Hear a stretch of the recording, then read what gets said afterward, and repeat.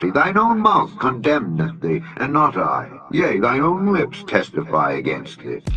No one can ignore a gathering force that is reshaping the future of every member of this assembly. There has been nothing like it in history. When I think of the great scientific revolutions of the past, print, the steam engine, aviation, the atomic age, I think of new tools that we acquired, but over which we, the human race, had the advantage, which we controlled.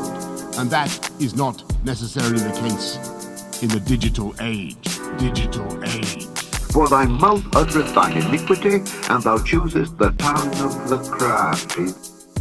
You may keep your secrets from your friends, from your parents, your children, your doctor, even your personal trainer. But it takes real effort to conceal your thoughts from Google.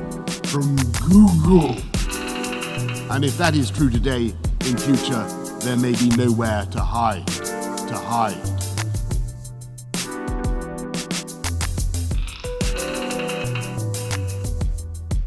Smart cities will pullulate with sensors, all joined together by the Internet of Things.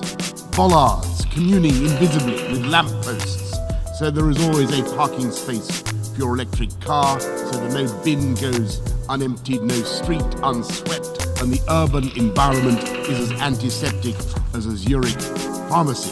But this technology could also be used to keep every citizen under round-the-clock surveillance. Round-the-clock surveillance.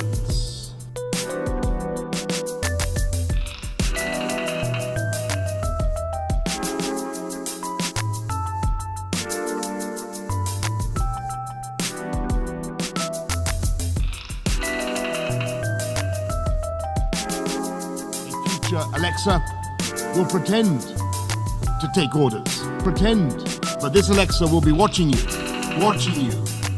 clucking her tongue and stamping her foot. The pride of thine heart hath deceived thee, thou that dwellest in the clefts of the rock, whose habitation is high, that saith in his heart, who shall bring me down to the ground?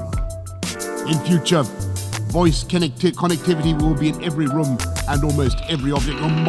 Your mattress will monitor your nightmares, your fridge will beep for more cheese, your front door will sweep wide the moment you approach like some silent butler.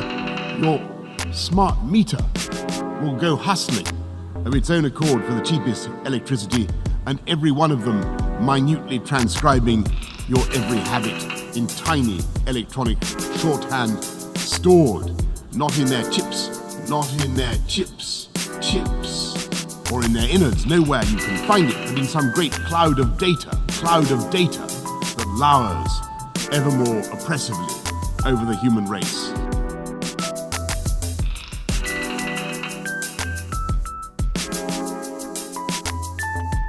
A giant, dark thundercloud waiting to burst, and we have no control over how or when the precipitation will take place. And every day that we tap on our phones or work on our iPads, as I see some of you are doing now, we not only leave our indelible spoor in the ether, but we are ourselves becoming a resource, click by click, tap by tap. Just as the Carboniferous period created the indescribable wealth, leaf by decaying leaf, of hydrocarbons, data is the crude oil. Data is the crude oil.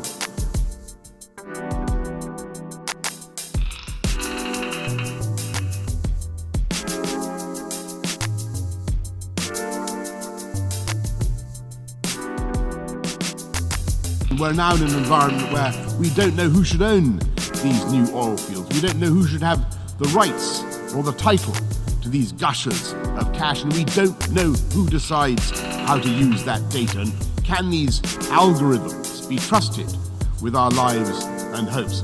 Should the machines, and only the machines, decide whether or not we are eligible for a mortgage or insurance, or what surgery or medicines we should receive? Are we doomed to a cold and heartless future in which computer says yes or computer says no, with the grim finality of an emperor in the arena.